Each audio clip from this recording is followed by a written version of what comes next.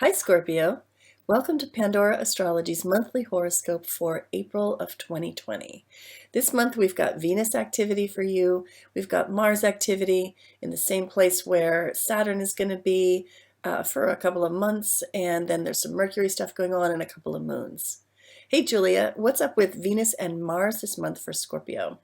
Sure. Well, hi, Scorpio. I'm going to talk about Venus first. And Venus is a relationship planet. So she is going to be entering your eighth house on April 3rd, and she's going to be there all month. Now, the eighth house is the house of physical intimacy, and Venus is a relationship planet. So if you are partnered, then this can be a time of increased intimacy in your relationship, physical and otherwise. It's also the house of other people's money. And wherever we have Venus is where we can have a little bit of luck and pleasure. So perhaps you're also finding new ways of kind of sharing on more levels, either with your partner or anybody who's close to you, your resources together. That can be anything from shared credit cards or any type of resource, really. Now, the next planet I want to talk about is Mars. And Mars just entered Aquarius at the very tail end of March, and it's going to remain in Aquarius all month, which correlates with your fourth house. Now, the fourth house is the house of family and home. And wherever we have Mars is where we're feeling extra driven, where we put our energy. So that means that this month you could be spending a lot of your energy at home. That could be anything from doing home improvement projects like painting, remodeling. Mars is also a bit of a feisty planet as well, so you could run into more conflicts with the people you live with as well as family members. So just be wary of that.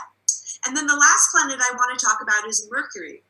Mercury is moving very, very fast this month. So it's going to be going through 3 of your houses. So it's going to begin the month in your 5th house when it's in the sign of Pisces. And the 5th house is the house of games and amusement. And Mercury is a very mental planet. So you might feel kind of stimulated to engage in some type of mental games or games of all kinds. That could be anything from like a trivia night to board games to video games, etc. Then on April 10th, Mercury enters the sign of Aries, which correlates with your 6th house, and it's only going to be there for 7 days, from April 10th to the 17th. No, no, no. So It was 2 weeks, wasn't it? oh, it was, I yes. think it's the 10th to the Did get up. 27th. You're right, Yeah. yes. Sorry. So sorry about that. It's going to be there for 2 weeks from the 10th to the 27th.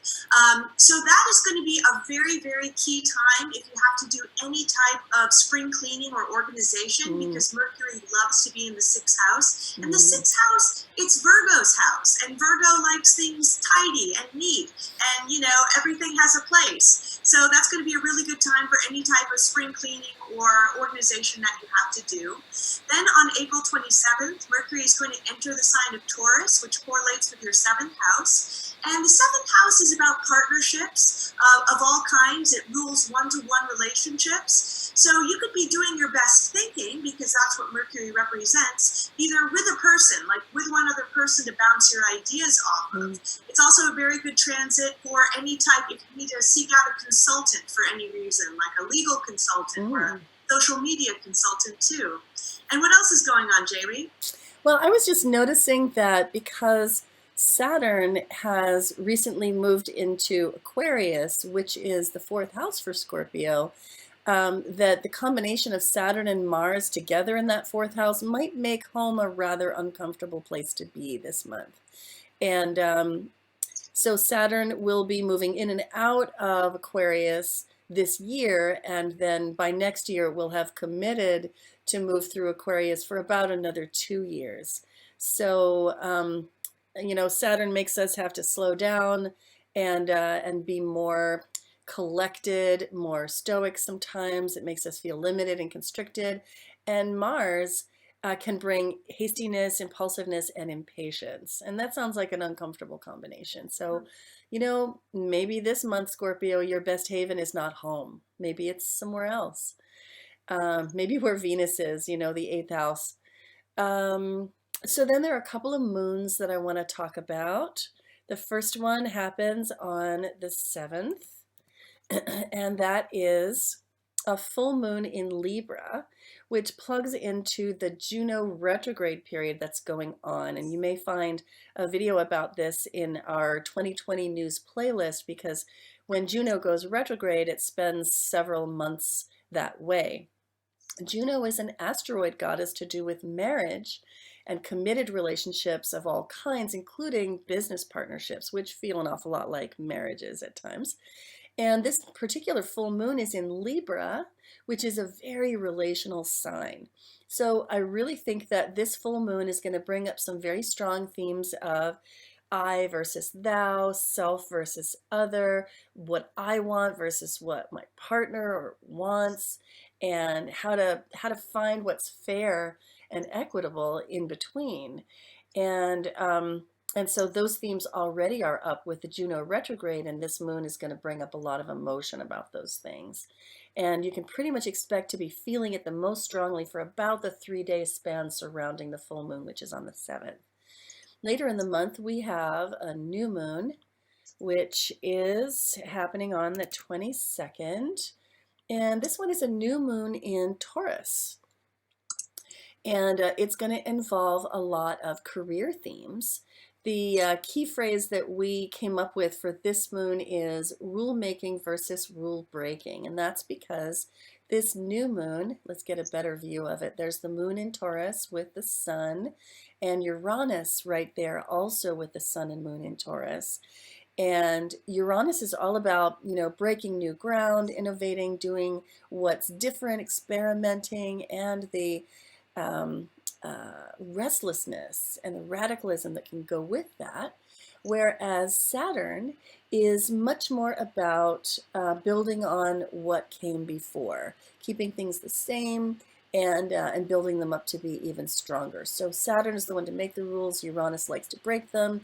The two of them are in a stressful square, and that energy is very much being highlighted by this new moon. New moons being times of planting seeds, this particular new moon is landing in your 7th house of partnership.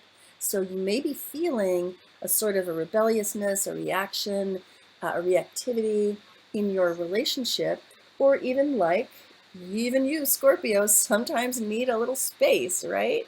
And Uranus has begun a 7-year passage through the sign of Taurus, which is your 7th house. And so you can look for a lot of changes in your relationships in the next, it's already begun this. So I'd say in the next 5.5 or 6 years. And this new moon is just a sort of a harbinger of that. So watch out for excessive emotion around this new moon on the 22nd and any time in the 3 days surrounding it. If you feel like you're wanting a reading right now, I would say look no farther than a plain old natal and transit reading, because these themes this month are all over the place. There are themes for home and family, 5th house themes of children, 6th house themes of work, plenty of 7th and 8th house themes of relationship and intimacy. And a natal and transit reading is the one that can really hit on all of those topics if you want it to. Well, Scorpio, I think that's all we have for you today. I hope you enjoyed it. We sure enjoyed making it for you. You can always find these horoscopes on our website, pandoraastrology.com/horoscope is the place to find them. And on our YouTube channel, Pandora Astrology, you will find every month there are horoscopes gathered together by the month, and also news videos for the month and for the year. And we'll see you around the cosmos. Bye. Bye-bye.